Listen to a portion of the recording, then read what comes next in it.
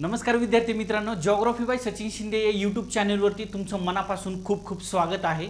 आज आपण तुमच्या समोर खूप महत्त्वाचा आणि राज्यसेवा असेल किंवा कंबाईनची मुख्य परीक्षा असेल किंवा पूर्व असेल, सगळ्या परीक्षांसाठी हा खूप महत्त्वाचा टॉपिक असणार आहे। तुम्हाला माहिती आहे कंबाईनच्या परीक्षेला तुम्हाला या टॉपिकवरती प्रश्न पण विचारलेला होता, त्यामुळे महाराष्ट्र पठार अगोदरचे जे लेक्चर आहे यूट्यूबवरती बघा। महाराष्ट्र पठार हे आपण एक लेक्चर घेतलेला आहे। लक्षात राहू द्या, द्विकल्पी पठारी प्रदेश भारताची प्राकृतिक रचना जी आहे, द्विकल्पी पठारी प्रदेश याचे दोन भाग पडतात। एक मध्यवर्ती उच्चभूमी ज्याच्यामध्ये तुम्हाला काही पर्वत आणि काही पठारे येतात, आणि दुसरा भाग जो आहे त्याला दख्खनचं पठार म्हणतात, त्यालाच आपण डेक्कन ट्रॅप म्हणतो। डेक्कन ट्रॅपचे तीन भाग आहेत तुम्हाला सांगितलेले, एक महाराष्ट्र पठार, दुसरा कर्नाटक पठार आणि तिसरा आंध्र तेलंगणा पठार, बरोबर। त्याच्यातलाच आज आपण पार्ट 2 सगळ्यात महत्त्वाचा टॉपिक बघणार आहे, ते म्हणजे कर्नाटक पठार। कारण का याच्यावरती एमपीएससी काय करायला लागले, आता महाराष्ट्र पठारावरून एमपीएससी शिफ्ट झाली आता कर्नाटक पठारावरती, बरोबर। सो कर्नाटक पठाराबद्दल तुम्हाला आता डिटेल सगळ्या गोष्टी माहिती पाहिजे, ओके। त्यामुळे आज आपण या टॉपिक मध्ये जो आहे तो कर्नाटक पठार जो आहे तो या टॉपिक मध्ये बघणार आहे। मग कर्नाटक पठाराबद्दल काय गोष्टी आपण टॉपिकला चालू करण्याच्या अगोदर काही गोष्टी लक्षात घ्या। टेलिग्राम चॅनल आहे आपलं, ओके, प्रायव्हेट चॅनल आहे। बरेचशा मुलांना सर्च करायला प्रॉब्लेम येतो, प्रायव्हेट चॅनल आहे। तर तुम्ही काय करायचे, मला हा जो 9923739323 हा जो टेलिग्राम म्हणजे माझा मोबाईल नंबर आहे, याच्यावरती तुम्ही मला मेसेज करा, send me Telegram link, okay. Send me Telegram link send करा, त्याच्यावरती मी तुम्हाला टेलिग्रामची लिंक सेंड करेन आणि तुम्ही टेलिग्रामला जॉईन होऊ शकता। कारण काय सगळ्या प्रिंटेड म्हणजे तुमच्या नोट्स ज्या आहेत आणि महत्त्वाच्या काही गोष्टी, माहिती, नोट्स या सगळ्या तुम्हाला आपल्या टेलिग्राम चॅनलवरती आहेत।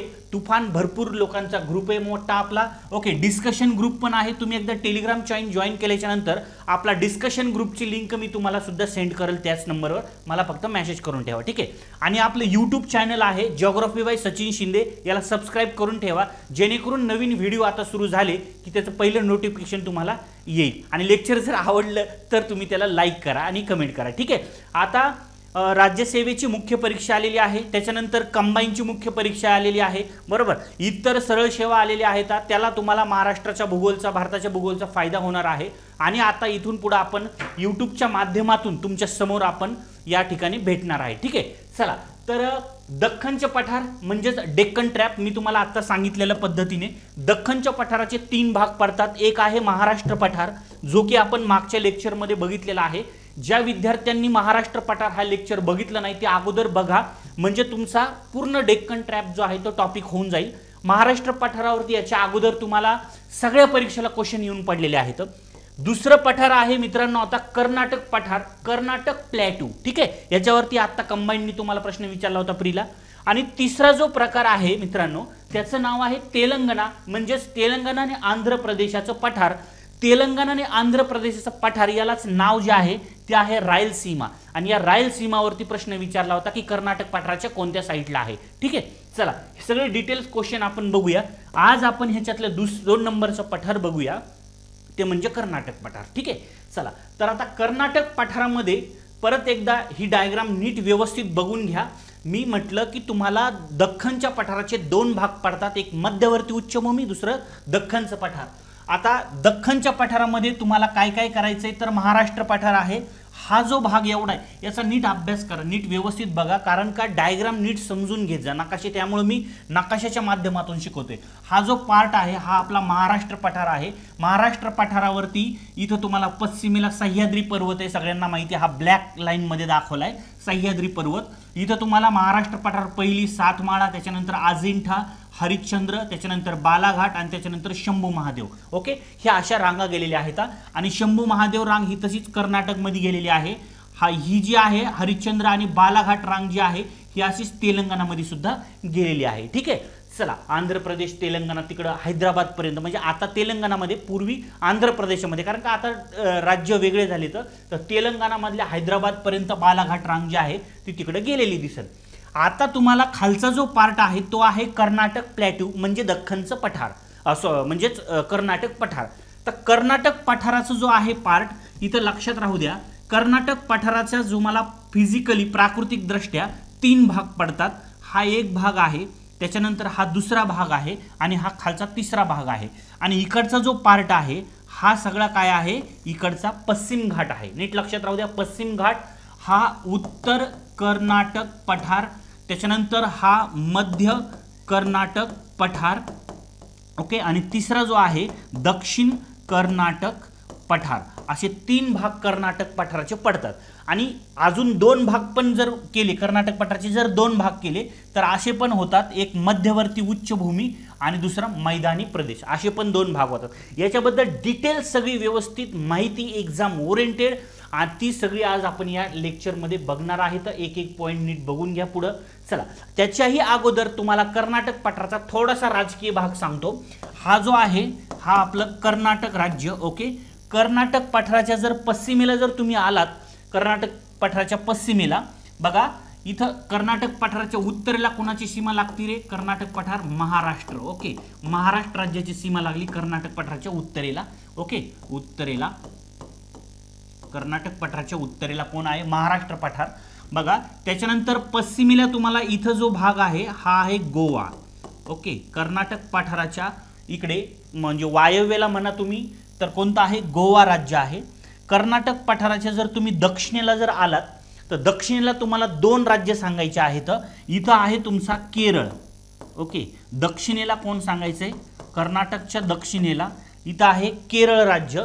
आणि हे बघा इथं जो आहे इथं आहे तमिळनाडू, इथं आहे तमिळनाडू, ओके.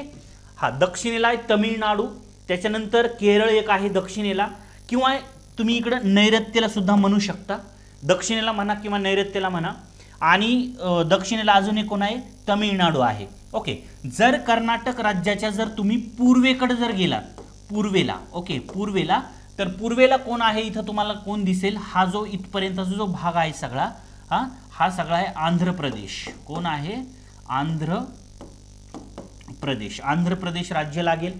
आणि याच्या जर तुम्ही इकडे अजून इथं जर बघितलं, म्हणजेच या साईडला जर बघितलं ईशान्येला, तर इथं आहे तुमचं तेलंगणा, ओके. कोण आहे, तेलंगणा, ठीक आहे.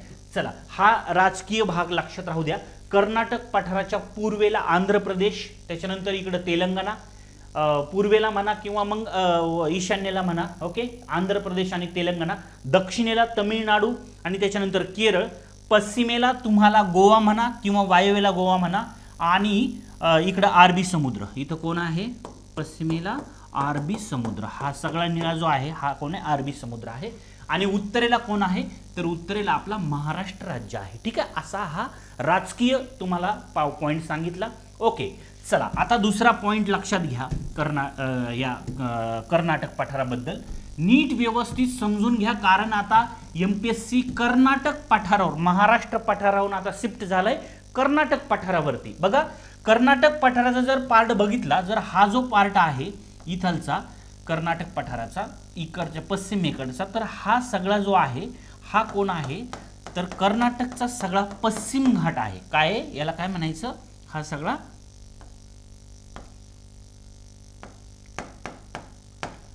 कर्नाटक पठाराचा पश्चिम घाट, ओके. कर्नाटक पठाराचा हा सगळा काय आहे, पश्चिम घाट आहे, ओके. आणि इथलचा जो आहे इथं काय आहे तुमचा अरबी समुद्र, ओके. इथं काय आहे, अरबी समुद्र. पश्चिमेला कर्नाटक पठाराच्या पश्चिमेला सह्याद्री पर्वत किंवा तुम्ही अरबी समुद्र सांगा.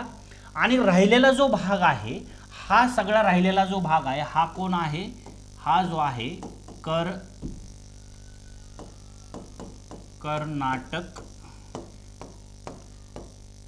पठार, हा सगळा जो भाग राहिलेला आहे हा कसला आहे, कर्नाटक पठाराचा भाग आहे. आता इकडे लक्ष द्या, या कर्नाटक पठारामध्ये जर बघितलं तर तुम्हाला काही ठिकाणी 2 पद्धतीने तुम्ही त्याचं क्लासिफिकेशन करू शकता, वर्गीकरण करू शकता. फिजिकली, बरं का, फिजिकली प्राकृतिक दृष्ट्या या सह्याद्री पर्वताचा भाग इकडे आहे, म्हणून इकडच्या भागात उंची कशी असणार आहे, जास्त आहे, म्हणून हा जो पार्ट आहे याला म्हणायचं उच्च भूमी. याला काय म्हणायचं, कर्नाटक पठाराची उच्च भूमी आहे. हा जो आहे हा कसला आहे, उच्च भूमीचा भाग आहे. आणि हा जो आहे याला निम्न कर्नाटक पठार किंवा निम्न भूमी म्हणा, भूमी, ओके. निम्न कर्नाटक पठार, कर्नाटक पठार. आता हा जो आहे निम्न, याच्यामध्ये काय आहे, मैदानी प्रदेश आहे. काय आहे, मैदानी प्रदेश. कारण का या भागात जर बघितलं आपण, तर इथून तुम्हाला बघा मलप्रभा नदी वाहताना दिसेल. इकडे आपल्या कृष्णा नदीला मिळालेली मलप्रभा, त्याच्यानंतर दुसरी आहे घटप्रभा, बरोबर, मलप्रभा त्याच्यानंतर घटप्रभा, या कर्नाटक पठाराच्या उत्तर भागातून वाहतात. इथं जर तुम्ही बघितली तर इथं शरावती नदी आहे, बरोबर ना. त्याच्यानंतर इकडे जर बघितली आपण तर इथं कावेरी नदी आहे. इथं कोणती, शरावती. ओके, त्याच्यानंतर इथं कोणती आहे, कावेरी नदी. कावेरी नदी जी आहे ती कर्नाटक पठाराच्या दक्षिण भागातून वाहते. कावेरी नदी, शरावती नदी, त्याच्यानंतर इथं आहे तुमची मलप्रभा आणि इकडे जी आहे ती आहे तुमची घटप्रभा. एक सेकंद, ही इकडची आहे ती आहे कृष्णा.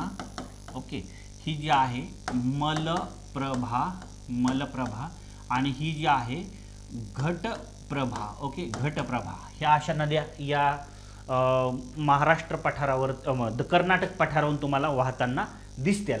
आणि मग काय झालं, या नद्यांनी वाहून आणलेला गाळ किंवा हा गाळाचा मैदानी प्रदेश, ओके, असा मालडा याला म्हटलं जातं. इकडं कर्नाटकच्या तिथं स्थानिक भाषेमध्ये काय म्हणलं जातं, मालडा प्रदेश.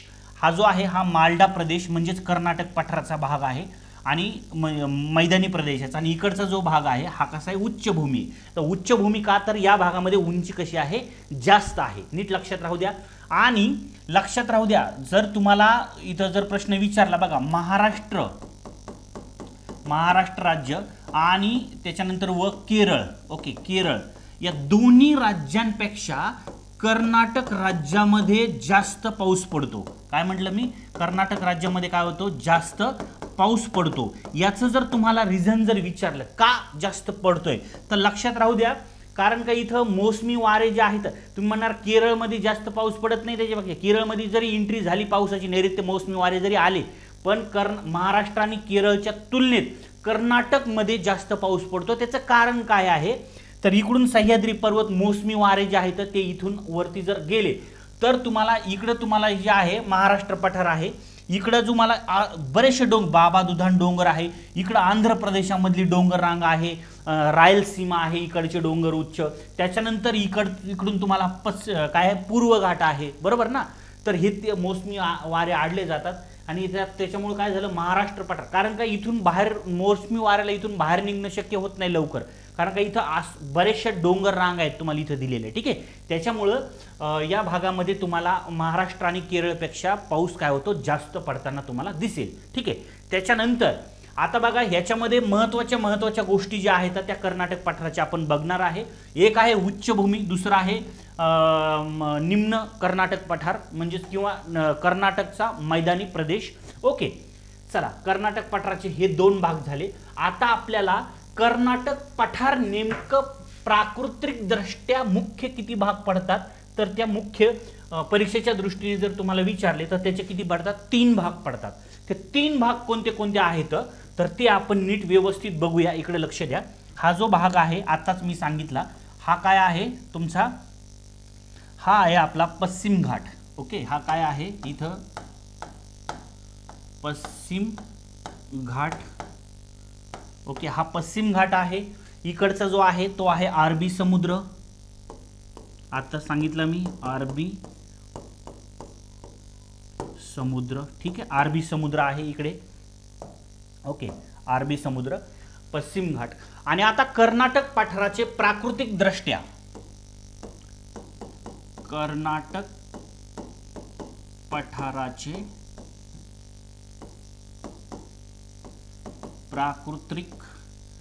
प्राकृतिक विभाग. ओके, प्राकृतिक विभाग किंवा तुम्ही त्याला भाग म्हणा. नंबर 1, नंबर 2 आणि नंबर 3. नंबर 1 चा जो आहे तो कोण आहे, तर नीट लक्षात राहू द्या, याला म्हणायचं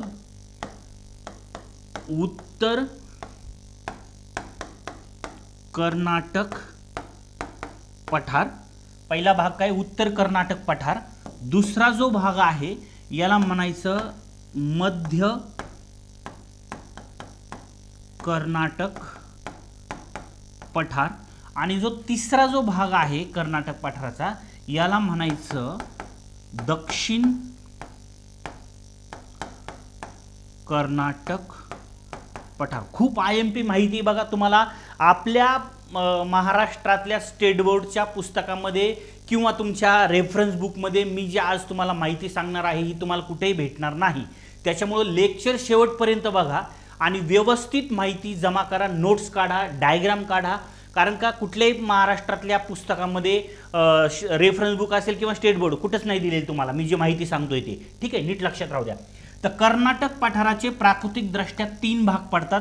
एक आहे तुमचं उत्तर कर्नाटक पठार, दुसरा भाग जो आहे तो आहे मध्य कर्नाटक पठार आणि तिसरा जो भाग आहे तो काय आहे दक्षिण कर्नाटक पठार.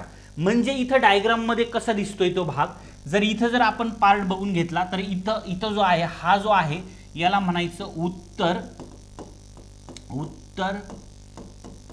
कर्नाटक पठार. ओके, हा जो भाग आहे हा सगळा कसला आहे उत्तर कर्नाटक पठाराचा भाग आहे. त्याच्यानंतर इथपर्यंत तुम्ही जर गेलात तर इथं आहे तुमचा मध्य कर्नाटक पठार.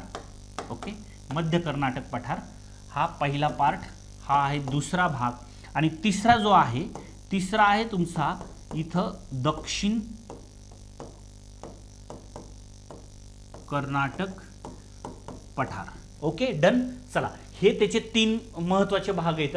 या भागामध्ये जर बघितलं तुम्हाला तर हा जो आहे इथं महाराष्ट्र आहे, बरोबर ना, महाराष्ट्र. मग इथून महाराष्ट्राची ही बालाघाट जी डोंगर रांग गेलेली आहे ही इकडं हैदराबाद पर्यंत अशी आलेली आहे, बरोबर ना. कारण का बालाघाट डोंगर रांगेच्या किती रांगा येतात 3 रांगा येतात.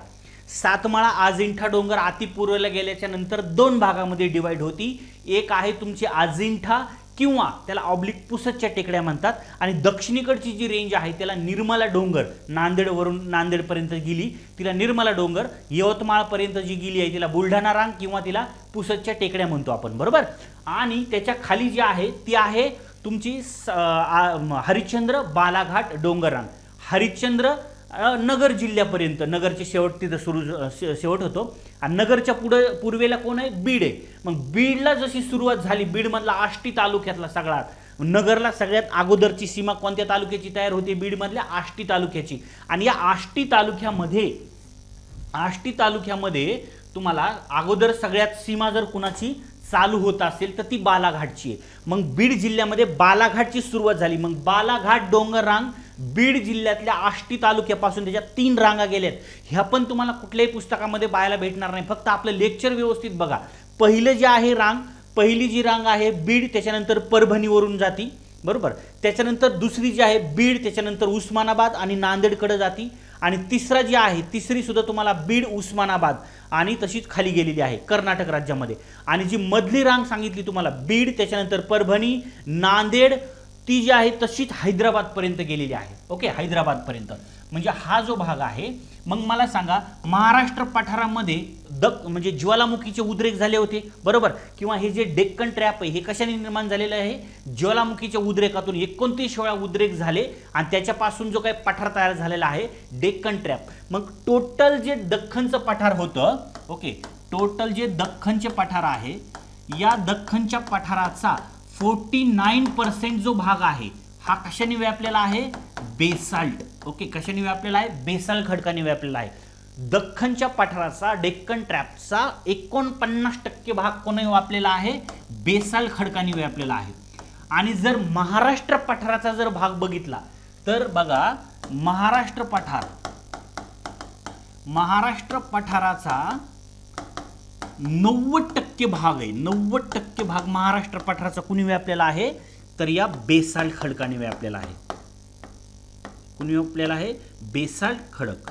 इथं कळलं का, महाराष्ट्र पठाराचा 90% भाग जो आहे तो कुणी व्यापलेला आहे, बेसाल्ट खडकाने. म्हणून महाराष्ट्र पठाराला दख्खनचं पठार म्हटलं जातं. क्लिअर. आणि दख्खनचा पठाराचा जो पार्ट आहे, टोटल दख्खन पठार जर बघितलं तर 49% भाग कशाने व्यापलेला आहे, बेसाल्ट. म्हणजे याचा अर्थ कर्नाटक पठार जो आहे, कर्नाटक पठारामध्ये तुम्हाला वेगवेगळे खडक पाहायला भेटतील. पश्चिमेच्या साईडला जर बघितला हा तुमचा कोणता आहे पश्चिम घाट, या साईडला जर बघितलं इथं तर इथं तुम्हाला जांभा खडक पाहायला भेटतो. कोणता खडक पाहायला भेटतो, जांभा. ओके, जांभा खडक पाहायला भेटतो. त्याच्यानंतर इकडच्या उत्तरेला साईडला जर बघितलं तर तुम्हाला बेसाल्ट, ओके, कोणता पाहायला भेटतोय, बेसाल्ट खडक पाहायला भेटतो, ओके, बेसाल्ट. आणि इकडं जो आहे या भागामध्ये मध्य आणि या भागामध्ये दक्षिण भागामध्ये जो आहे तो कोणता पाहायला भेटतोय, ग्रॅनाइट, ओके, ग्रॅनाइट हा खडक तुम्हाला इकडे पाहायला भेटतोय. हा झाला खडक. मग तुम्हाला मला सांगा इथं बेसॉल्ट खडकाचं जर अपक्षरण जर झालं, बेसॉल्ट खडकाचं जर अपक्षरण झालं तर कोणती मृदा तयार होती रे, तर इथं मृदा तयार होती काळी मृदा, ओके, काळी मृदा. यालाच आपण काय म्हणतो, रेगूर मृदा, रेगुड मृदा, कापसाची मृदा. ठीक आहे, ही काळी मृदा जी आहे ती या ठिकाणी तुम्हाला पाहायला भेटते. उत्तर कर्नाटक पठारामध्ये काळी मृदा तुम्हाला पाहायला भेटते. आणि हा जो भाग आहे, हा जो भाग आहे इकडे लक्षात राहू द्या. आता इथं नीट व्यवस्थित समजून घ्या. इथं काय आहे, लोह आहे, बरोबर ना. इथं काय आहे, इथं लोह खनिजाचे साठे मोठ्या प्रमाणामध्ये तुम्हाला पाहायला भेटतात. लोह प्लस तुम्हाला ॲल्युमिनियमचे साठे सुद्धा पाहायला भेटतील. ही इथं लोह प्लस ॲल्युमिनियम.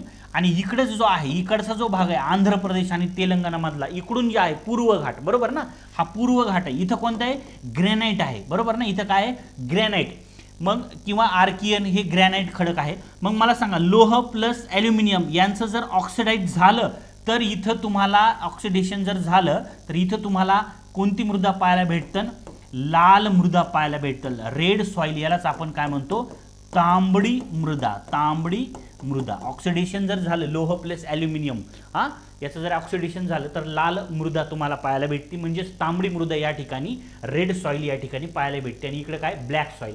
उत्तर कर्नाटक पठारामध्ये ब्लॅक सॉइल आणि दक्षिण आणि मध्य कर्नाटकमध्ये रेड सॉइल म्हणजेच तांबडी मृदा, हे तुम्हाला इथं पाहायला भेटेल. ठीक आहे, इथपर्यंत लक्षात आलं. दुसरा पॉइंट, आता उत्तर कर्नाटक पठारामध्ये महत्त्वाची नदी वाहणारी कोणती आहे, तर तुम्हाला कृष्णा नदी आहे. कोणती आहे, कृष्णा नदी, ही एक महत्त्वाची आहे, कृष्णा नदी. त्याच्यानंतर आहे इथून मलप्रभा नदी. अजून कोणती आहे, तर इथून वाहणारी कोणती आहे, मलप्रभा, मलप्रभा नदी आताच मी सांगितली. त्याच्यानंतर अजून कोणती आहे, तर घटप्रभा आहे, घट, ओके, घटप्रभा, ओके.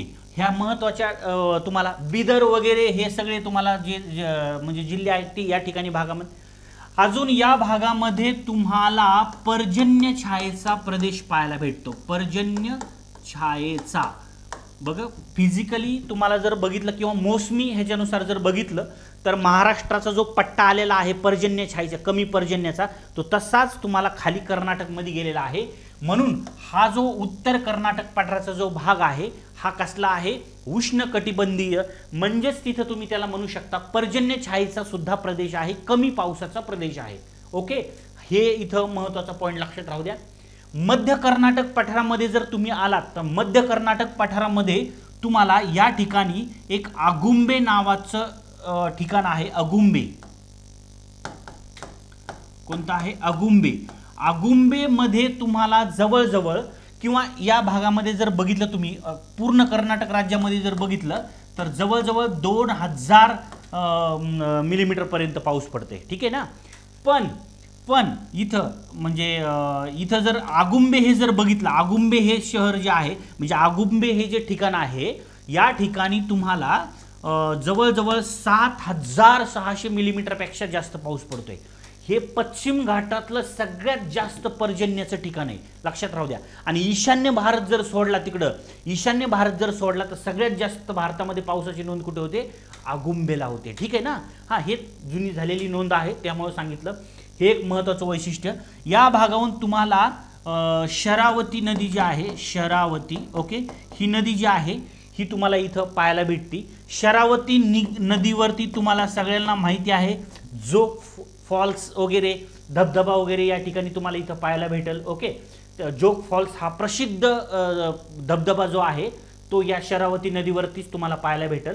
त्याच्यानंतर इथं तुम्हाला बाबा दुधान, काय म्हटलं, बाबू दुधान म्हणा किंवा बाबा दुधान डोंगर रांग इथं पाहायला भेटेल. आणि बाबा दुधान डोंगर जे आहेत, चित्रदुर्ग डोंगर सुद्धा तुम्हाला इकडे पाहायला भेटेल. बाबा दुधान आणि चित्रदुर्ग डोंगर, कारण का इथं दुर्ग जिल्हा पण आहे. तर चित्रदुर्ग डोंगर आणि बाबा दुधान डोंगर या ठिकाणी तुम्हाला मोठ्या प्रमाणामध्ये पाहायला भेटेल. ह्या दोन डोंगर रांगा.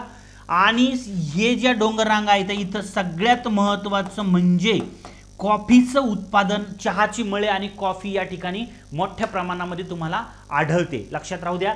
आणि लोह खनिज, सगळ्यात महत्त्वाचं म्हणजे लोह खनिज. हे बाबा दुधान जे डोंगर आहेत, तर इथं चित्रदुर्ग डोंगर आहे, इथं सगळा पट्टा जो आहे तो लोह खनिज, ॲल्युमिनियम वगैरे पाहायला भेटतं. आणि कॉफीचे मळे खूप मोठ्या प्रमाणात आहेत. आणि तुम्हाला माहिती आहे भारतामध्ये सर्वात जास्त कॉफीचं उत्पादन करणारं राज्य कोणतं आहे, तर ते कर्नाटक आहे. आणि चहाचं उत्पादन सर्वात जास्त कुठे होतं आहे, आसामला. आणि कर्नाटक कशा संदर्भात सांगायचे तुम्हाला, कॉफीचं उत्पादन, ते पण इथं बाबा दुधान डोंगररांग. ओके, चित्रदुर्ग, बाबा दुधान, कॉफीची मळं, लोह खनिज प्रसिद्ध इथं तुम्हाला हे त्यासाठी महत्त्वाचा भाग आहे. त्याच्यानंतर इथं खाली तुम्ही दक्षिण कर्नाटकमध्ये जर गेलात, तर दक्षिण कर्नाटक पठारामध्ये तुम्ही इथं जर गेला, बेंगलोरचं पठार तुम्हाला इथं पाहायला भेटेल. इथं तुम्हाला शिलाँगचं पठार पाहायला भेटेल. त्या बेंगलोर पठारामध्ये, बेंगलोरच्या पठाराच्या हा जो भाग आहे, आता इथं मी हे पुसून काढतो, इथं नीट लक्षात घ्या. इथं सगळ्यात IMP पॉईंट आहे. हा आहे तुमचा दक्षिण कर्नाटक पठार. कोणता आहे, दक्षिण कर्नाटक पठार. हा महत्त्वाचा गोष्ट समजून घ्या. आता इथं बेंगलोर सिटी आहे, बेंगलुरू, ठीक आहे, तर बेंगलोर आहे. आता नीट लक्षात राहू द्या, हा जो भाग आहे हा कर्नाटकचा आहे, पण इकडं कोणतं राज्य आहे, इकडं हा जो आहे हा आहे आंध्र प्रदेश. ओके, इकडं कोणतं राज्य आहे, हे आंध्र प्रदेश राज्य आहे. आंध्र प्रदेशामध्ये या भागामध्ये आंध्र प्रदेशातले 4 जिल्हे येतात. किती येतं, 4 जिल्हे. आणि या 4 जिल्ह्यांना मिळूनच काय म्हटलं जातं, तर रायलसीमा. काय म्हटलं जातं, रायलसीमा. ओके, ही रायलसीमा आहे इथं. ओके, म्हणजे हा जो इथलच्या भागामध्ये काय आहे, रायलसीमा. आता नीट लक्षात घ्या, हे जे बेंगलोर आहे किंवा हे खालचं दक्षिण कर्नाटक पठार आहे, इथं महत्त्वाची गोष्ट म्हणजे इथून ही कावेरी नदी वाहते. कोणती आहे, कावेरी नदी, सगळ्यात महत्त्वाचा पॉईंट. त्याच्यानंतर दुसरा पॉईंट हा लक्षात ठेवायचा आहे की तुम्हाला इथं सोन्याच्या खाणी आहेत. ओके, या भागामध्ये काय आहेत, सोन्याच्या खाणी आहेत. जसं की कोलार आणि त्याच्यानंतर हट्टी. ओके, कोलार आणि त्याच्यानंतर हट्टी या सोन्याच्या खाणी तुम्हाला इथं पाहायला भेटतील. सगळ्यात जास्त सोन्याचं उत्पादन जर होणारं राज्य कोणतं आहे, कर्नाटक. तुम्ही पिक्चर पण बघितला असेल KFC, ठीक आहे, तर ते सगळ्या सोन्याच्या खाणी तुम्हाला इथं महत्त्वाच्या प्रसिद्ध तुम्हाला इथं पाहायला भेटेल.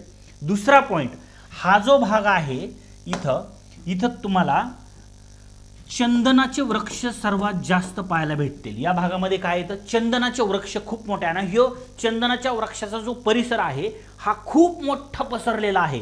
म्हणजे कर्नाटक पठाराच्या दक्षिणेला जर तुम्ही बघितलं, कर्नाटक पठार आणि केरळ, इकडं कर्नाटक आणि केरळ ह्यांच्यामध्ये जर तुम्ही पर्वतरांग जर बघितली इथं, तर इथं कोणती, निलगिरी पर्वतरांग तुम्हाला माहिती आहे.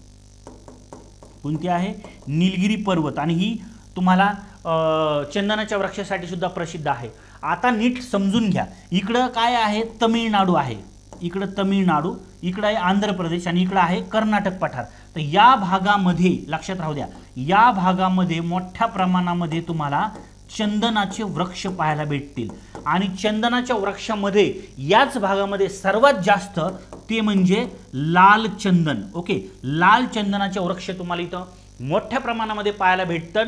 आणि याच्यावरती तुम्हाला पिक्चर पण आला होता, बघितला असेल तुम्ही, झुकेगा नहीं साला, ठीक आहे ना. हे पिक्चर पुष्पा पिक्चर बघितला का, पुष्पा झुकेगा नहीं साला. हे जे पुष्पा पिक्चरमध्ये जे लाल चंदन दाखवलेलं आहे ते सगळं या भागामध्ये आहे.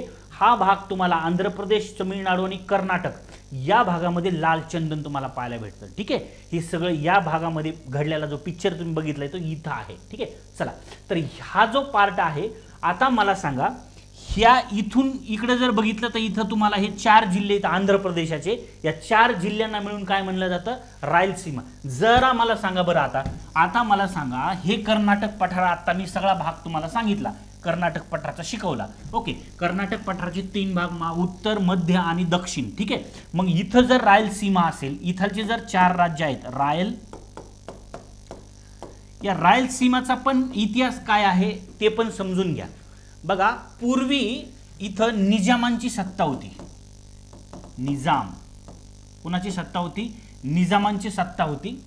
या निजामांच्या आणि ब्रिटिशांच्या इंग्रजांच्या जे काही युद्ध झाले होते त्याच्यामध्ये ह्या निजामांनी जे आहे ते इंग्रजांना काय केलं होतं, हे 4 जिल्हे दिलेले होते. मग या 4 जिल्ह्यांवरती ताबा जो होता तो कुणाचा होता, इंग्रजांचा होता. बरोबर, इंग्रजांचा ताबा होता. आणि जेव्हा मग भारत स्वतंत्र झाला, भारतातले जे संस्थाने आहेत ते सगळे जे काही ब्रिटिशांच्या इंग्रजांच्या ताब्यात होते ते सगळे स्वातंत्र्य झाल्याच्या नंतर ते इंग्रज जेव्हा निघून गेले त्यावेळेस इंग्रजांनी हा जो 4 जिल्ह्यांचा जो भाग आहे तो परत कुणाला देऊन टाकला होता. निजाम तर गेले, सगळं झालं, इंग्रज गेले आणि ते भारतांना देऊन टाकला. आणि भारताने या 4 जिल्ह्यांना नाव काय दिलं, नव्याने रायलसीमा नाव दिलं, रायलसीमा. आणि रायलसीमा म्हणजे हे 4 जिल्हे जे आहेत ते आंध्र प्रदेशामधले, या 4 जिल्ह्यांमधला या रायलसीमाचा पार्ट हा दख्खनच्या पठाराचा भाग आहे. लक्षात राहू द्या, दख्खनच्या पठाराचा भाग. म्हणजे इथं आपण बघितलं तीन पार्ट बघितले ना. पहिला आहे तुमचा महाराष्ट्र पठार. ओके, महाराष्ट्र पठार पहिला जो पार्ट आहे तो कोणता बघितला आपण, महाराष्ट्र पठार. दुसरा बघितला कर्नाटक पठार. तिसरा आंध्र तेलंगणा पठार आहे. बरोबर ना. रायलसीमाच्या उत्तरेला तेलंगणाचा काही राज्याचा समावेश होतो आणि आंध्र प्रदेशाचा. तर या 4 जिल्ह्यांमध्ये पठारी भाग आहे. आणि आंध्र प्रदेशचा पूर्व भाग जो आहे तो पूर्व घाटाचा आहे. पश्चिम भागामध्ये तुम्हाला रायलसीमा येते म्हणजेच पठारी भाग येतो, प्लॅटूचा भाग येतो. तो प्लॅटो हा दख्खनच्या पठाराचा काय आहे, पार्ट आहे. नीट लक्षात राहू द्या. आणि आता तुम्हाला एमपीएससीने प्रश्न विचारला होता, हे जे कर्नाटक पठार आहे, बरोबर ना, हे सगळं काय कर्नाटक पठार, कर्नाटक पठाराच्या कोणत्या साईडला, कोणत्या दिशेला रायलसीमा आहे, मला सांगा कोणत्या दिशेला आहे, हे काय आहे, पूर्वेला. आणि जेव्हा परीक्षा झाली होती तेव्हा मी सगळ्यात अगोदर सांगितलं होतं की रायलसीमा जी आहे कर्नाटक पठाराच्या कोणत्या साईडला आहे, पूर्वेला आहे.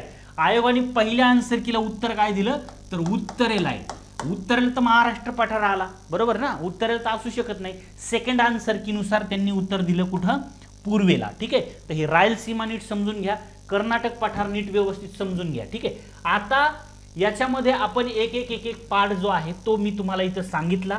कर्नाटक पठाराचे 3 पार्ट आहेत. एक आहे उत्तर कर्नाटक पठार, दुसरा आहे मध्य कर्नाटक पठार, तिसरा आहे आंध्र तेलंगणा पठार. तर याच्यातली डिटेल्स माहिती, मग इथं तुम्हाला शिखर कोणते आहेत, ओके, वाहुलमाला कोणतं शिखर आहे, मुलैगिरी कुठं शिखर आहे, हे सगळे शिखर, त्याच्यानंतर दौडा बेटा, हे सगळे शिखर, उंची त्यांची, त्याच्यानंतर डोंगर रांगा, नद्या, सोन्याच्या खाणी कुठं आहेत, त्याच्यानंतर लालचंदन कुठं आहे, हे सगळं आपण परत एकदा डिटेल्स नकाशाच्या माध्यमातून बघूया. बेसिक तुम्हाला सगळी गोष्टी मी तुम्हाला सांगितलेल्या आहेत. आता इथं एक पार्ट जो आहे तो बघून घ्या. त्याच्या अगोदर एक तुम्हाला खुशखबर देतो. तर येणारी जी काही राज्यसेवेची मुख्य परीक्षा आहे, या राज्यसेवेच्या मुख्य परीक्षेसाठी आपली बॅच इकडं नवीन रेकॉर्ड स्वरूपात तुम्हाला दिलेली आहे. मी आता नवीन रेकॉर्डिंग केलेली आहे. GS1 पेपरमध्ये तुम्हाला इतिहास जो आहे, हिस्ट्री तुम्हाला किती आहे, 40 मार्काला आहे. सॉरी, म्हणजे किती 60 मार्काला. आणि त्याच्यानंतर जो आपला 90 मार्काला जो आहे तो जॉग्राफी आहे. आता ह्या जॉग्राफीमध्ये पण पार्ट 3 आहेत, म्हणजे फिजिकल जॉग्राफी, इतर सगळा जॉग्राफी जो आहे तो जवळजवळ 60 क्वेश्चन. आणि हे जे 30 क्वेश्चन आहेत हे तुम्हाला इकडं कृषी पर्यावरण जे आहे ते तुम्हाला याच्यामध्ये दिलेलं असं 60 मार्काचा जो आहे.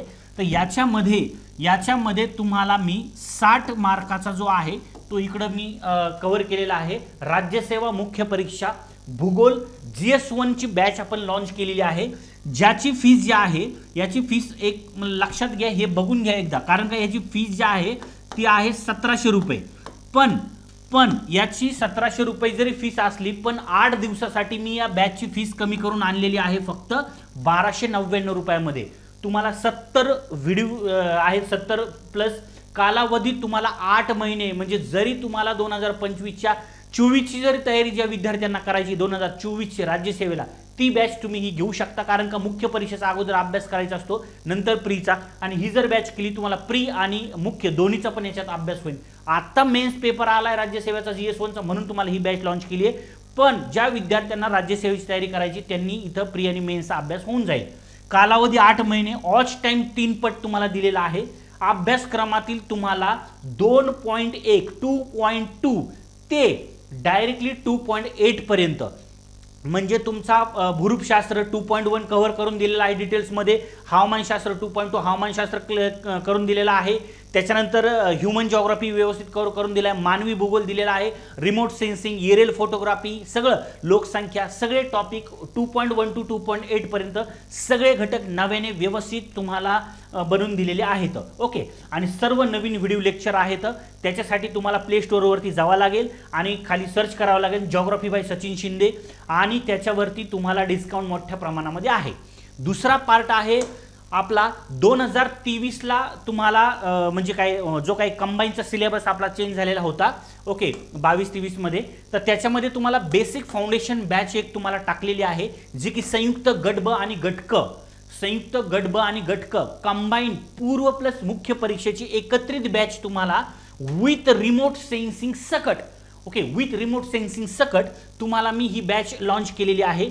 या बॅचची जी फीस आहे, या बॅचची फीस सुद्धा खूप सारी आहे, म्हणजे ती आत्ता तुम्हाला फक्त 1199 रुपयालाच भेटणार आहे. याची फीस जी आहे ती तुम्हाला जवळजवळ 1700 रुपये आहे या बॅचची, आणि ह्या बॅचची जी आहे फीस ही आहे 1900 रुपये.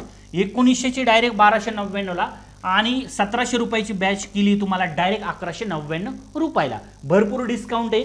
प्री आणि मेन्स ज्या विद्यार्थ्यांना कंबाईनची तयारी करायची, त्यांनी संयुक्त गट ब आणि गट क पूर्व प्लस मुख्य परीक्षा तयारी करायची असेल तर ही बॅच जॉईन करून घ्या.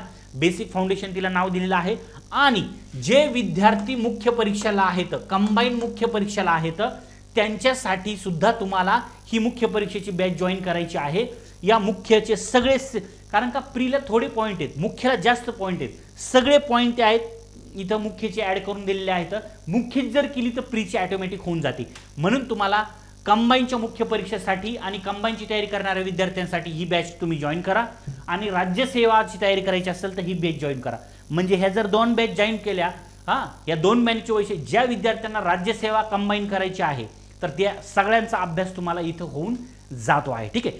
सरळ सेवेच्या जर आता तलाट्याच्या वगैरे ॲडव्हर्टाईज झाल्या तर ही जर बॅच आहे सेपरेट तुम्हाला महाराष्ट्राचा भूगोल आणि भारताचा भूगोल अशा सेपरेट बॅच होणार आहेत, त्या तुम्ही नंतर सरळ सेवेसाठी करून घ्या. ठीक आहे. चला कम टू द पॉईंट.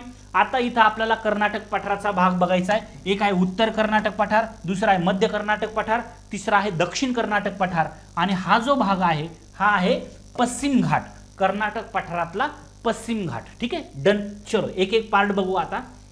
बघा चलो इथपर्यंत भाग बघायचा आपल्याला. हा जो आहे हा आहे उत्तर कर्नाटक पठार, उत्तर कर्नाटक पठार. एक एक एक एक पॉइंट व्यवस्थित समजून घ्या. उत्तर कर्नाटकलाच आपण उच्चभूमी किंवा मालनाड असंही म्हणलं जातं, आणि निम्नभूमी मैदान म्हणजे कर्नाटक पठाराचे मागे सांगितलं 2 भाग जर गेले तर असे पण होतात. उच्चभूमीला मालनाड म्हणायचं, निम्न क्षेत्र म्हणजे मैदानी प्रदेश म्हणायचं. ठीक आहे. चला आपण कर्नाटक पठाराचे 3 भाग बघितले. त्याच्यामध्ये पहिला भाग जो आहे तो आहे उत्तर कर्नाटक पठार. तर कर्नाटक पठाराचे 3 भाग पडतात. आत्ताच आपण बघितला, त्याच्यामधला पहिला पार्ट आपण चालू केला आहे, ते म्हणजे कोणता? उत्तर कर्नाटक पठार. याच्याबद्दल डिटेल्स माहिती सांगितली तरी एकदा रिव्हिजन स्वरूपात तुम्हाला बघायची आहे. बघा उत्तर कर्नाटक पठारामध्ये तुम्हाला इथं जर हे जर विचारलं तर जिल्हा महत्त्वाचा जो आहे बिदर, बेळगाव, गुलबर्गा. इथं जो आहे इथं कोणता आहे रे? बिदर. इथं बिदर आहे. त्याच्यानंतर तुम्हाला इथं काय? बेळगाव आणि गुलबर्गा. ठीक आहे. हे सगळे तुम्हाला इथालचे जे आहेत तुम्हाला हे जिल्हे दिले आहे. ठीक आहे. जिल्हे इथं देतो कारण का इतर माहिती तुम्हाला इथं मला भरायची, त्यामुळे मी सांगतो. इथं 3 जिल्हे बिदर, बेळगाव आणि गुलबर्गा. अजून काही थोडा भाग येतोय पण महत्त्वाचे या भागामध्ये 3 जिल्ह्यांचा समावेश आहे. ओके. त्याच्यामध्ये महाराष्ट्र पठाराला लागून आहे हा जो भाग आहे, हा कोणाला लागून आहे? इथं महाराष्ट्र पठार. ओके. आता तुम्ही म्हणणार एवढ्या भागामध्ये 3च जिल्हे येतात का? नाही, अजून पण जिल्हे येतात, पण महत्त्वाचे जिल्हे तुम्हाला सांगितले मी, बिदर, बेळगाव आणि गुलबर्गा. ओके. दुसरा पॉइंट, इथं तुम्हाला उत्तर कर्नाटक पठाराच्या उत्तर भागामध्ये कोण आहे? महाराष्ट्र पठाराची सीमा लागलेली आहे. ओके. उत्तर भागामध्ये. ओके. नंतर जर तुम्हाला कर्नाटक पठारावर अजून काही क्वेश्चन विचारले तर आता नीट लक्षात राहू द्या, उत्तर कर्नाटकच्या पठाराच्या उत्तरेला महाराष्ट्र पठार आहे. डन. लावा रसाची जाडी सर्वाधिक आहे, जी काय बेसॉल्ट खडकाची निर्मिती झाली होती, 29 वेळा उद्रेक झाले होते, त्याच्यातून डेक्कन ट्रॅप निर्माण झालं होतं आणि याच भागामध्ये मग जो काय लावा पसरलेला होता, या भागामध्ये जो काय लावा पसरलेला होता, या लाव्याची जी आहे जाडी ती कशी आहे, इकडं जास्त आहे. या लावा रसाची जाडी कशी आहे, जास्त आहे. मग लावा रस हा थंड होऊन या ठिकाणी ओके, लावा रस थंड होऊन या ठिकाणी कोणत्या खडकाची निर्मिती झाली होती, तर बेसाल्ट खडकाची निर्मिती या ठिकाणी मग झाली होती. म्हणजे उत्तर कर्नाटक पठारामध्ये कोणता खडक आढळतो, बेसाल्ट. ओके, इथं बेसाल्ट खडक आढळतो. आणि सगळ्याला माहिती आहे बेसॉल्ट खडकाचं अपक्षरण जर झाली, झीज जर झाली, तर याच्यापासून मृदा जी तयार होती ती कोणती आहे, तर ती आहे काळी मृदा. कोणती आहे, काळी मृदा. ओके, ब्लॅक सॉइल, काळी मृदा या ठिकाणी तयार होते. हे एक लक्षात ठेवायचं आहे. पर्जन्याचं प्रमाण कमी आहे. आता का कमी आहे, तर पर्जन्य छायेचा जो प्रदेश आहे महाराष्ट्रातला, भारतातला, हा असा पट्टा इकडे आलेला आहे महाराष्ट्रातून खाली, तसंच कर्नाटकमध्ये. म्हणून इथं तुम्हाला कमी पावसाचा प्रदेश जो आहे तो पाहायला भेटेल. कसला आहे, पर्जन्याचे प्रमाण कसं आहे, कमी. ओके, पर्जन्याचे प्रमाण कसं आहे, हे कमी. ओके, पर्जन्याचे प्रमाण कमी आहे. त्याच्यानंतर नदी, तुम्हाला या ठिकाणी नद्या कोणत्या वाहतात रे, आत्ताच मगाशी सांगितलं मी कोणती नदी वाहतात. इथून तुम्हाला जे आहे कृष्णा नदी, कृष्णा नदीच्या खोऱ्याचा प्रदेश आला कृष्णा. त्याच्यानंतर आहे इथं मलप्रभा आणि त्याच्यानंतर आहे घटप्रभा. ओके, मलप्रभा, घटप्रभा, कृष्णा या नद्या तुम्हाला इकडे वाहताना दिसत्या. ठीक आहे, एवढे पॉईंट जे आहेत हे उत्तर कर्नाटक पठाराच्या संदर्भात लक्षात ठेवायचं. काय काय सांगितलं मी, उत्तर कर्नाटक पठाराच्या उत्तरेला महाराष्ट्र पठार आहे, या ठिकाणी पर्जन्य छायेचा प्रदेश येतो, म्हणजे कमी पावसाचा प्रदेश येतो. या ठिकाणी बेसॉल्ट खडक आहे आणि बेसॉल्ट खडकाचं अपक्षरण होऊन तिथं कोणती मृदा तयार होईल, ब्लॅक सॉइल, काळी मृदा, त्यालाच रेगुर मृदा आपण म्हणतो. काळ्या मृदेमध्ये टिटॅनी फेरस मॅग्नेटाइट हा घटक मिक्स झाल्यामुळं रेगुर मृदेला रंग कसला प्राप्त होतो, काळी मृदा. आणि काळी मृदा याचा अर्थ तिथं ऊसाचं पण उत्पादन घेतलं जातं, पण त्यातली त्यात कापसाचं उत्पादन सुद्धा मोठ्या प्रमाणामध्ये घेतलं जातं.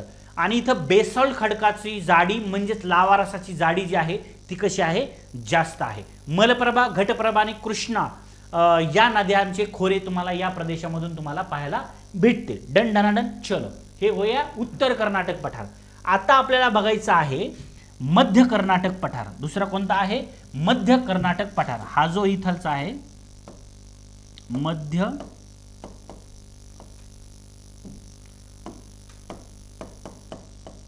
मध्य कर्नाटक पठार. डन. इथं आहे मध्य कर्नाटक पठार. आता या मध्य कर्नाटक पठारामध्ये काय काय आहे ते सेपरेट बघूया. मध्य कर्नाटक पठारामध्ये कोणते कोणते भाग येतात आणि काय काय येतंय ते आपण या भागामध्ये बघूया. ओके, इकडे सेपरेट दिलेला होता मी. चलो, हा मध्य कर्नाटक पठार. डन. चलो, दुसरा भाग आहे हा वरचा उत्तर कर्नाटक, हा मध्य कर्नाटक. मध्य कर्नाटक पठारामध्ये तुम्हाला महत्त्वाचे जिल्हे जर विचारले, चित्रमंगळूर. ओके, इथं जो आहे इथं तुम्हाला हा भागामध्ये इथं हा तर आपला पश्चिम घाट गेला. इकडचा जो आहे हा कोण आहे, पश्चिम घाट आहे. ओके, हा पश्चिम घाट आहे. इथं तुम्हाला कोणता आहे, चित्रमंगळूर, धारवाड, चित्रदुर्ग. आणि म्हणजे हे महत्त्वाचे जिल्हे बघून घ्या. चित्रमंगळूर, धारवाड आणि चित्रदुर्ग हे महत्त्वाचे तुम्हाला डिस्ट्रिक्ट या ठिकाणी पाहायला भेटेल. त्याच्यानंतर चित्रदुर्ग डोंगर. इथं चित्रदुर्ग जिल्हा, याचा अर्थ इथं तुम्हाला महत्त्वाचा जो डोंगर आहे तो कोणता आहे, चित्रदुर्ग डोंगर. चित्रदुर्ग. ओके, चित्रदुर्ग डोंगर इथं लिहून ठेवतो मी. चित्रदुर्ग डोंगर आहे या ठिकाणी महत्त्वाचा. चित्रदुर्ग डोंगर कशासाठी प्रसिद्ध आहे, तर इथं तुम्हाला महत्त्वाचं लोह खनिज आहे. इथं कोणतं आहे, लोह खनिज आहे. या चित्रदुर्ग डोंगर कशासाठी प्रसिद्ध आहे, मोठ्या प्रमाणावरती लोह खनिजाच्या खाणी तुम्हाला या ठिकाणी पाहायला भेटेल. त्याच्यानंतर खाली तुम्हाला बाबा दुधान. याच्यानंतर अजून इथे एक डोंगर रांग जी आहे, ओके, ती कोणती आहे, तर बाबा दुधान डोंगर. बाबा दुधान. ओके, बाबा दुधान डोंगर. आपल्या इकडच्या पुस्तकात तुम्हाला इकडे काहीही माहिती दिलेली नाहीये, कुठल्याही रेफरन्स बुकमध्ये तुम्हाला सापडणार नाही महाराष्ट्रातल्या. ठीक आहे. बाबा दुधान किंवा बाबू दुधान असंही असू शकतं. बाबा दुधान किंवा बाबू दुधान डोंगररांग पाहायला भेटेल. ओके, या ठिकाणी सुद्धा महत्त्वाची जी गोष्ट आहे ते काय आहे, इथं सुद्धा तुम्हाला काय पाहायला भेटतं, लोखनिज पाहायला भेटतं. या पण डोंगरामध्ये लोखनिज पाहायला भेटेल. प्लस इथं तुम्हाला महत्त्वाची गोष्ट म्हणजे या डोंगरामध्ये आहे कॉफीचे मळे येतं. कोणत्या? बाबा दुधान डोंगरामध्ये महत्त्वाचे कॉफीचे मळे येतं, जे की तुम्हाला भारतात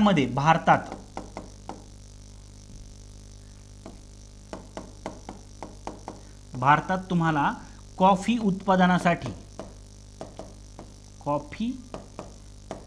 उत्पादनामध्ये कितवा क्रमांक याचा? प्रथम क्रमांक. याचा कुणाचा? कर्नाटक राज्याचा कितवा क्रमांक आहे? प्रथम क्रमांक आहे कॉफी उत्पादना संदर्भात. ओके, चलो. त्याच्यानंतर अजून काय म्हणता आहे? ओके, भारतात सर्वाधिक कॉफी कर्नाटक राज्यामध्ये. चला, या ठिकाणी शिखर जर बघितलं, या ठिकाणी शिखर पण आहेत, तर ते शिखर बघूया आपण. कुद्रेमुख. तर या ठिकाणी हा जो आहे बाबू दुधान डोंगर, या ठिकाणी कोणतं शिखर आहे? कुद्रेमुख. इथं मी इकडे नाव देतो, कुद्रेमुख. ओके, कुद्रेमुख नावाचं शिखर आहे, जे की 1892 मीटर उंचीचे आहे. किती आहे? 1892 मीटर उंच हे कुद्रेमुख बाबू दुधान डोंगरामध्ये शिखर पाहायला भेटेल. त्याच्याच खाली तुम्हाला कोणतं आहे? मलयगिरी. इथं एक अजून शिखर आहे, त्याचं काय नाव आहे? मलयगिरी. ओके, हे मलयगिरी जे शिखर आहे तुम्हाला पश्चिम घाटामध्ये परत याचं रिपीट होऊन सगळे शिखरांची उंची वगैरे तिकडे दिलेली आहे. मलयगिरी हे एक आहे. आता नीट लक्षात राहू द्या, कुद्रेमुख आणि मलयगिरी या दोन्ही शिखरांचा जो प्रदेश आहे त्याला चंद्रदोष पर्वत म्हणतात. काय म्हणतात त्याला? चंद्रदोष पर्वत. तिथलचा स्थानिक भाग आहे हा. चंद्रदोष पर्वत नावाने सुद्धा ओळखला जातो. कुद्रेमुख आणि मलयगिरी यांच्या दरम्यानचा जो प्रदेश आहे तो चंद्रदोष पर्वत म्हणून तिथं ओळखला जातो. आणि या भागामध्ये तुम्हाला महत्त्वाची जी नदी आहे ती नदी कोणती आहे? तुमची शरावती नदी. कोणती आहे? इथून नदी वाहणारी, इथून जी नदी वाहती आहे ती कोणती आहे? इथं मी नाव देतो शरावती. ओके, शरावती नदी. शरावती नदीवरती तुम्हाला जोग फॉल्स ही एक नदी वाहती आहे. आणि अजून एक नदी या प्रदेशामधून वाहती, एक आहे तुंगा आणि दुसरी आहे भद्रा. कारण का दोन वेगवेगळे प्रवाह आहेत, तुंगा आणि त्याच्यानंतर भद्रा. कोणते प्रवाह सांगितले मी? वरचा आहे तुंगा आणि दुसरा आहे तुंगा आणि भद्रा. तुंगा भद्रा हा प्रवास जो आहे तो वेगवेगळा आहे, नंतर यांचा एकत्रित येतो आणि तिथून पुढे नदीचं नाव होतं तुंगभद्रा. ओके, नंतर नदीचं नाव काय होतं तयार? तुंगभद्रा. हे महत्त्वाचा पार्ट जो आहे इथं तुम्हाला पाहायला भेटेल. आणि इथं खडक एक राहिला, खडक. तर खडक कोणता आहे? तर ग्रॅनाइट. ओके, खडक कोणता आहे? ग्रॅनाइट. ग्रॅनाइट खडक आहे, ग्रॅनाइट. ठीक आहे, लक्षात राहू द्या. इथं कोणत्या प्रकारचा खडक आहे? ग्रॅनाइट. काय सांगितलं मी? मध्य कर्नाटक पठारामध्ये तुम्हाला चित्रदुर्ग डोंगररांग आहे, त्याच्यानंतर बाबा दुधान डोंगररांग आहे, त्याच्यानंतर इथं मोठ्या प्रमाणामध्ये चहाचं उत्पादन घेतलं जातं, मोठे चहाचे मळे आहेत. त्याच ठिकाणी तुम्हाला लोह खनिजाचे साठे खूप मोठ्या प्रमाणामध्ये पाहायला भेटेल. तुंगभद्रा नदीचं खोरं जे आहे महत्त्वाचं हे इथं पाहायला भेटेल. त्याच्यानंतर शरावती नदीचं पात्र जे आहे ते तुम्हाला या ठिकाणी पाहायला भेटेल. आणि प्रसिद्ध जो काही धबधबा आहे, ओके एक सेकंद, प्रसिद्ध जो काही धबधबा आहे मी तुम्हाला पहिल्या पेजवर दाखवलं होतं बघा. हा जो प्रसिद्ध धबधबा आहे हा तुम्हाला म्हणजे तिथं पाहायला भेटेल. आणि इथं शिवसमुद्रम, त्यालाच आपण काय म्हणतो? शिवसमुद्रम. ओके, शिवसमुद्रम जोग फॉल्स. शिवसमुद्रम प्रसिद्ध धबधबा, जोग फॉल्स इकडे पाहायला भेटेल. आणि जलविद्युत प्रकल्प पण आहे तुमचा शिवसमुद्रम. त्याच्यावरती कावेरी नदीवरती तुम्हाला शिवसमुद्रम म्हणजे कावेरी नदीवरती शिवसमुद्रम धबधबा आणि शिवसमुद्रम जलविद्युत प्रकल्प. आणि तुंगभद्रा नदीवरती शरावती नदीवरती तुम्हाला कोणता आहे? तर तो आहे जोग फॉल्स. हां, इथं काय सांगितलं? शरावती नदीवरती जोग फॉल्स आहे. आणि मगाच जो दाखवला तो शिवसमुद्रम धबधबा आहे जो कावेरी नदीवरती आहे. ठीक आहे, तो पुढे बघूया आपण. इथलच्या भागामध्ये काय काय सांगायचं आहे, चित्रदुर्ग, मंगरूळ आणि चित्रमंगरूळ, धारवाड आणि चित्रदुर्ग डोंगर पाहायला भेटेल. धारवाड जिल्हा सगळ्याला माहिती आहे, धारवाड खडक सगळ्यात अगोदर याच जिल्ह्यामध्ये पाहायला भेटले होते. ओके, दुसऱ्या क्रमांकावर हे तयार झालेले होते. तर हे धारवाड खडक तुम्हाला येतच पाहायला भेटतील. कॉफीचं उत्पादन, कॉफीचे मळे इथं पाहायला भेटतील. त्याच्यानंतर बाबा दुधाण डोंगर, कॉफीचे मळे, लोखंड, चित्रदुर्ग डोंगर, त्याच्यानंतर तुंगभद्रा, शरावती, जोग फॉल्स, हे सगळं तुम्हाला इथं पाहायला भेटेल. कुद्रेमुख 1892 मीटर उंचीचं या ठिकाणी पाहायला भेटेल. आणि इथं तुम्हाला अगुंबे हे पश्चिम घाटातलं सर्वाधिक पावसाचं ठिकाण जे आहे ते तुम्हाला याच ठिकाणी पाहायला भेटतं. अगुंबे लक्षात राहू द्या. ईशान्य भारत सोडता सर्वाधिक पावसाचं ठिकाण कोणते? अगुंबे आहे. ठीक आहे, चला हे प्रसिद्ध गोष्टी या भागामध्ये तुम्हाला मध्य कर्नाटक पठारामध्ये बघलेत. त्याच्यानंतर आपल्याला बघायचं आहे दक्षिण कर्नाटक पठार.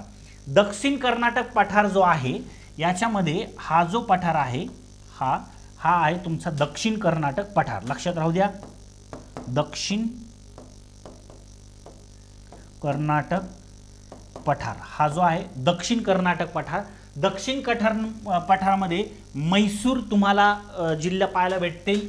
मंगरूळचं क्षेत्र, मैसूर त्याच्यानंतर मंगरूळ, हे सगळं तुम्हाला या भागामध्ये, हा जो आहे मंगरूळ म्हणजे मंगरूळ नाही, हा जो आहे हा बंगरूळचा आहे, हा मैसूरचा भाग आहे. ठीक आहे, हा महत्त्वाचा पार्ट इथं पाहायला भेटेल. त्याच्यानंतर इथं कोलार हट्टी, आता खूप महत्त्वाचा पॉईंट आहे बघा. इथं खाणी आहेत, ही एक खाण आहे, ही कोणती आहे? कोलार. आणि दुसरी एक खाण आहे ती आहे हट्टी. कोलार आणि हट्टी ह्या ज्या आहेत ह्या सोन्याच्या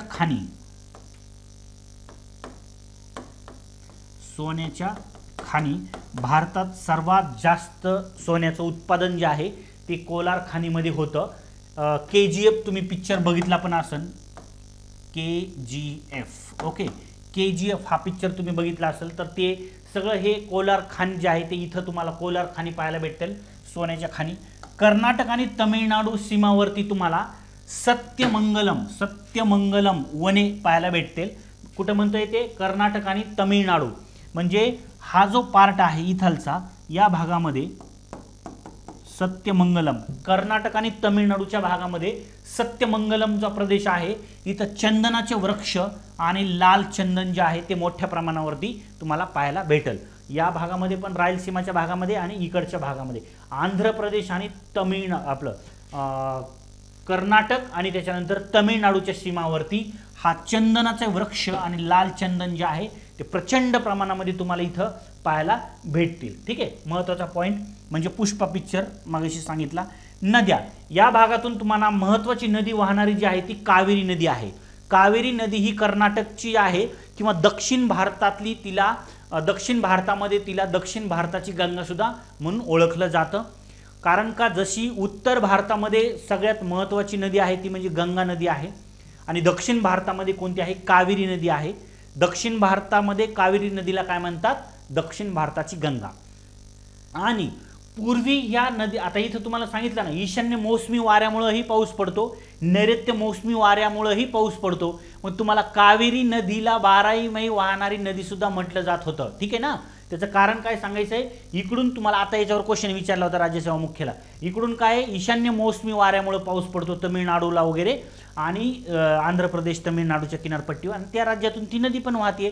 आणि इकडून कर्नाटकला नैऋत्य मोसमी वाऱ्यामुळे, म्हणजे ती जी कावेरी नदी आहे तिचा जो उगमाच्या साईडचा जो प्रदेश आहे त्या साईडच्या प्रदेशामध्ये नैऋत्य मोसमी वाऱ्यामुळे पाऊस पडतो. आणि तिचा जो त्रिभुज प्रदेशाकडचा जो एरिया आहे किंवा तिचा तमिळनाडू आंध्र प्रदेश तिकडचा जो एरिया आहे, त्या आंध्र प्रदेश आणि तमिळनाडूच्या तिकडच्या त्या नदीच्या खोऱ्यामध्ये, मी म्हणतोय खोरं, आंध्र प्रदेशामध्ये मच्छलीपट्टणम जवळ ती कृष्णा नदी मिळत होती, त्याच्या खाली या नदीचं खोरं आहे. ओके, तर इथं या नदीच्या पूर्वेकडच्या भागामध्ये तुम्हाला ईशान्य मोसमी वाऱ्यामुळे पाऊस पडतो आणि तिच्या पश्चिमेकडच्या भागामध्ये कर्नाटक राज्याच्या भागामध्ये उगमाच्या साईडला तिला नैऋत्य मोसमी वाऱ्यामुळे पाऊस पडतो. म्हणून तुम्हाला या नदीला जे आहे 12ही महिने पाणी असतं आणि हिला पूर्वी 12ही माही वाहणारी नदी असं पण म्हटलं जात होतं. आणि ही जी नदी आहे कावेरी नदी, ही नदी दक्षिण भारतातली सर्वात व्यस्त नदी आहे, सर्वात व्यस्त. कारण का या नदीमधून तुम्हाला जलमार्ग जे आहेत ते मोठ्या प्रमाणामध्ये ॲक्टिव्ह आहेत आणि होते. ठीक आहे, म्हणून तिला सर्वात बिझी नदी म्हणजे म्हणून ओळखलं जातं. आणि ती 12 महिने वाहणारी नदी आहे, 12 महिने तिच्यामध्ये पाणी असतं असं तिला म्हटलं जातं. कशामुळं? तर ईशान्य मोसमी वाऱ्यामुळं तिच्या भागामध्ये, पूर्वेकडच्या भागामध्ये पाऊस पडतो, पश्चिमेकडच्या भागामध्ये नैऋत्य मोसमी वाऱ्यामुळं पाऊस पडतो. डन. चलो, तर हे पॉईंट सांगायचं आहे. कावेरी नदी, कावेरी नदीवरती प्रसिद्ध शिवसमुद्रम हा प्रचंड मोठा आणि प्रसिद्ध कर्नाटकमधला धबधबा आहे. ज्या शिवसमुद्रम धबधब्यावरती आणि कावेरी नदीवरती शिवसमुद्रम हा जलविद्युत प्रकल्प भारतातला पहिला, तो पण या नदीवरती आहे. ठीक आहे, शिवसमुद्रम जलविद्युत प्रकल्प. कर्नाटक पठाराच्या दक्षिणेला तुम्हाला इथं कर्नाटक पठाराच्या दक्षिण भागामध्ये, या भागामध्ये इकडं खाली कोणते येतं? निलगिरी पर्वतरांग आहे. आणि या निलगिरी पर्वत आणि निलगिरी टेकड्या हे तुम्हाला या दक्षिण भागामध्ये पाहायला भेटेल. इथंच तुम्हाला सगळ्यात महत्त्वाचं म्हणजे हे उदकमंडलम वगैरे, उटी वगैरे जे आहे ते थंड हवेचे ठिकाण तुम्हाला या ठिकाणी पाहायला भेटते. या दक्षिण भागामध्ये चंदनाचे वृक्ष पण या ठिकाणी आहेत. इथं सगळे महत्त्वाचे आहेत चंदनाचे वृक्ष वगैरे पाहायला भेटेल. त्याच्यानंतर हे सत्यमंगलम वने, इथं अभयारण्य पण आहे. ते हे महत्त्वाचा पार्ट जो आहे या कर्नाटक पठाराचा होता. ठीक आहे, कर्नाटक पठार जे आहे ते या ठिकाणी आपण बघितलं. 1-2 मिनिटात आपण लगेच आंध्र तेलंगणा पठार पण सांगतो तुम्हाला. तेलंगणा पठार आणि आंध्र प्रदेश पठार यालाच आपण काय म्हणतोय? रायलसीमा म्हणलं जातं. याची जी निर्मिती होती ती कॅम्ब्रियन काळातील जे ग्रॅनाइट खडक होते त्या टायमिंगला झालेली आहे. सील शिष्ट खडक तुम्हाला पाहायला भेटेल. रायलसीमा ॲक्च्युली कोणत्या राज्यात आहे? तर ते आंध्र प्रदेश राज्यामध्ये आहे. ठीक आहे, हा आंध्र प्रदेशाचा सीमा आहे, आंध्र प्रदेश राज्य. बघा हा जो आहे इकडचा, हा जो भाग आहे हा इकडं कोण आहे? हा कर्नाटक राज्य. आत्ताच आपण बघितलं कर्नाटक. ओके, कर्नाटक आहे. ओके, आणि हा जो आहे हा आहे तेलंगणा. कोणता आहे? तेलंगणा. आणि इकडचा जो आहे इकडं खाली तो आहे तमिळनाडू. मग आता हे 4 जिल्हे नीट लक्षात राहू दे. 1, 2, त्याच्यानंतर इथं तुमचा 3. ओके, हे 3 आणि त्याच्यानंतर हा जो आहे हा 4. हे 4 जिल्हे खूप महत्त्वाचे आहेत. कारण का या 4 जिल्ह्यांना मिळूनच काय म्हटलं जातं? रायलसीमा. ओके, रायलसीमा. रायलसीमा म्हणजेच आंध्र प्रदेशामधला कसला भाग आहे रे? तो पठारी भाग आहे. आंध्र प्रदेशामधला कसला भाग आहे? पठारी. आणि राहिलेला आंध्र प्रदेशचा जो हा सगळा भाग आहे हा कसला भाग आहे? हा जो आहे हा आहे पूर्व घाट. राहिलेला आंध्र प्रदेशचा जो भाग आहे तो कसला आहे? इकडचा सगळा पूर्व घाट. आणि पश्चिमेकडचा जो भाग आहे तो काय? पठारी भाग आहे, प्लॅटूचा भाग आहे. आणि हाच प्लॅटू कुणाचा भाग आहे? दख्खनच्या पठाराचा भाग आहे. आंध्र प्रदेश आणि या तेलंगणामधला हा रायलसीमा. चला इथं मी नकाशा वेगळा दाखवतो. बघा, कृणाल कर्नाल हा जिल्हा आहे. अनंतपुरम एक जिल्हा आहे. ओके, त्याच्यानंतर YSR कडाप्पा, म्हणजे ज्याला कडाप्पा तुम्ही म्हणू शकता, कडाप्पा. ओके, कडाप्पा. त्याच्यानंतर कर्नूल, हे बघा इथं दिलेले आहेत. कर्नूल, त्याच्यानंतर कडाप्पा, अनंतपूर आणि त्याच्यानंतर चित्तोर. हा जो आहे हा कोणता आहे? चित्तोर. त्याच्यानंतर आहे कडप्पा, त्याच्यानंतर हे अनंतपूर आणि त्याच्यानंतर आहे हा कर्नूल. ओके, कर्नूल. तर ह्या 4 जिल्हे जे आहेत सीडेड डिस्ट्रिक्ट याला म्हणायचं. काय म्हणायचं? Seeded district. म्हणजे हैदराबादच्या निजामांनी हे जे कर्नाल, कडप्पा आणि अनंतपूर, चित्तूर हे 4 जिल्हे जे आहेत हैदराबादच्या नवाजांनी हे ब्रिटिशांना दिलेले होते. कुणाला दिलेले होते? ब्रिटिशांना दिलेले होते. आणि स्वातंत्र्यानंतर या 4 जिल्ह्यांना नवीन नाव देण्यात आलं. भारतामध्ये सामील करून घेतल्यानंतर त्यांना नाव दिलं काय? रायलसीमा. कारण का हे तिकडं ब्रिटिश इंग्रजांच्या ताब्यात तेव्हा सत्ता होती. तेव्हा जाताना त्यांनी स्वातंत्र्य ज्यावेळेस दिलं तेव्हा हे सगळे त्यांच्या ताब्यातलं घटक जे आहेत ते देऊन टाकले. आणि त्याला मग नवीन नाव काय पडलं भारतामध्ये? रायलसीमा. या 4 जिल्ह्यांना नाव काय पडलं? रायलसीमा. ठीक आहे. आणि हा जो भाग आहे हा सगळा हिरवा जो दिसतोय तुम्हाला, हा तुम्हाला काय आहे? पूर्व घाटाचा भाग आहे. ओके, आणि हा जो आहे हा इकडचा दख्खनच्या पठाराचा भाग आहे, डेक्कन ट्रॅपूचा भाग आहे, डेक्कन प्लॅटूचा भाग आहे. यालाच रायलसीमा म्हणून ओळखलं जातं. ठीक आहे. चला, तर मृदा या ठिकाणी तुम्हाला काळी मृदा पाहायला भेटेल. रायलसीमामध्ये कोणती मृदा आहे? काळी मृदा. आंध्र तेलंगणामध्ये, आंध्र आणि तेलंगणा राज्यामध्ये हे काळी मृदा. नदी तुम्हाला गोदावरी, कृष्णा आणि पेन्नूर या महत्त्वाच्या नद्यांचे खोरे इकडे पाहायला भेटतील. गोदावरी नदीवर 2 प्रकल्प सगळ्यात महत्त्वाचे आहेत. सपोज ही गोदावरी नदी आहे, इथून गोदावरी नदी वाहते.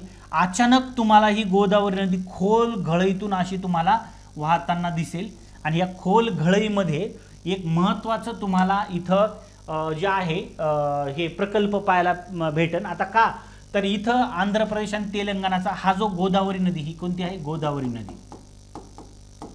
गोदावरी नदी ही गोदावरी नदी या खालच्या घळईतून तुम्हाला वाहताना हा जो भाग आहे या भागातलं खूप खोलवरती गेलेलं जे पाणी आहे, या भागामधलं खोलवर गेलेलं पाणी इथलच्या भागामध्ये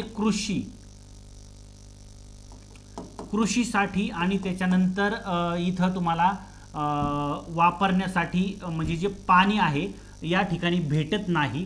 या दोन्ही भागामध्ये पाण्याचं प्रमाण या ठिकाणी खूप कमी आहे, कमी पावसाचा प्रदेश आहे. मग या प्रदेशामधल्या शेतकऱ्यांसाठी आणि जलसिंचनासाठी आणि पाण्यासाठी पिण्यासाठी या गोदावरी नदीतलं जे काही खालचं जे पाणी आहे ते इथं तुम्हाला वरती आणलं जातं. ते कशासाठी तर हा कालेश्वर आणि त्याच्यानंतर पोलवरम हे 2 प्रकल्प आहे. आता इथं जे आहे नीट लक्षात राहू द्या, 500 ते जवळजवळ 600 मीटर खोल भागात इथून नदी तुम्हाला वाहते. हे काय आहे? खोल भाग. किती आहे? 500 ते जवळजवळ किती आहे? 600 मीटर खोल भागातून तुम्हाला शेतीला पाणी देण्यासाठी इथं एक जे काही प्रकल्प तयार केलेले आहेत त्याला काय म्हणतात? Lift irrigation. म्हणजे लिफ्ट सारखं खालून वरती जसं जातो आपण, तर ते लिफ्ट सारखं खालचं पाणी वरती आणून टाकलेलं आहे. असा एक प्रोजेक्ट आहे लिफ्ट इरिगेशन प्रोजेक्ट. हा कालेश्वर योजना जी आहे लिफ्ट प्रोजेक्ट सारखी, ती जगातील सर्वात मोठा प्रकल्प आहे भारतातला. भारतामध्ये जगातला सर्वात मोठा लिफ्ट इरिगेशन प्रोजेक्ट कालेश्वर योजना ही जगातील सर्वात मोठा प्रोजेक्ट आहे. लक्षात राहू द्या. विशेष प्रकारचे डॅम असतं हे, जे की खालून पाणी उंचावरती नेलेलं असतं. ठीक आहे. त्याच्यानंतर खनिज जे आहेत या ठिकाणी लोह खनिज मोठ्या प्रमाणामध्ये पाहायला भेटेल. इथं आंध्र तेलंगणा दगडी कोळसा मोठ्या प्रमाणामध्ये पाहायला भेटेल. हिऱ्याच्या खनिज आहेत त्या पण पाहायला भेटतील. चिनी माती पाहायला भेटेल, डोलोमाइट पाहायला भेटेल आणि लाल चंदन इथं खालच्या भागामध्ये या ठिकाणी तुम्हाला पाहायला भेटेल. आंध्र प्रदेश आणि तेलंगणाचा एवढाच पार्ट आहे जो महत्त्वाचा होता. ठीक आहे. चला तर या ठिकाणी थांबूया आणि लेक्चर जर आवडलं तर बिलकुल लाईक करा, कमेंट करा आणि पुढचं जे लेक्चर आहे ते आपण पुढच्या लेक्चरच्या माध्यमातून तुम्हाला लवकरात लवकर भेटणारच आहे. तोपर्यंत आपले यूट्यूब चॅनल जे आहे जॉग्राफी बाय सचिन शिंदे हे सबस्क्राईब करून ठेवा. नेक्स्ट व्हिडिओ तुम्हाला लवकरात लवकर सगळ्यात अगोदर भेटेल. त्याच्यासाठी त्या जॉग्राफी बाय सचिन शिंदे हे यूट्यूब चॅनलला भेट द्या. टेलिग्रामला आपल्याला व्हिजिट करा, मेसेज करा मला. तुम्हाला मी लिंक शेअर करतो डिस्कशन ग्रुपचा आणि त्याच्यानंतर आपल्या टेलिग्राम ग्रुपचा. ठीक आहे. दोन्ही तुम्हाला मी सेंड करतो. ठीक आहे. आणि प्ले स्टोअरवरती गेल्याच्या नंतर आपलं ॲप आहे same geography by Sachin Shinde. ज्या विद्यार्थ्यांना ऑनलाईन बॅच जॉईन करायचे आहेत त्या सगळ्या बॅच तुम्हाला तिकडं टाकलेल्या आहेत. 8 दिवसासाठी तुम्हाला मी फीस कमी केलेली आहे. 8 दिवसाच्या नंतर या बॅचची सगळ्या बॅचची फीस जी आहे ती पूर्वीप्रमाणे राहणार आहे जास्तीत जास्त 1917 रुपये. ठीक आहे. महाराष्ट्राचा भूगोल परत भारताचा भूगोल या सगळ्या सेपरेट बॅचेस तुम्हाला इथं अवेलेबल आहेत. ठीक आहे. चला मित्रांना शेअर करा लेक्चर आवडल्याच्या नंतर आणि चॅनलला सबस्क्राईब करा. ठीक आहे. चला भेटूया पुढच्या लेक्चरमध्ये. तोपर्यंत धन्यवाद. Take care. Bye bye.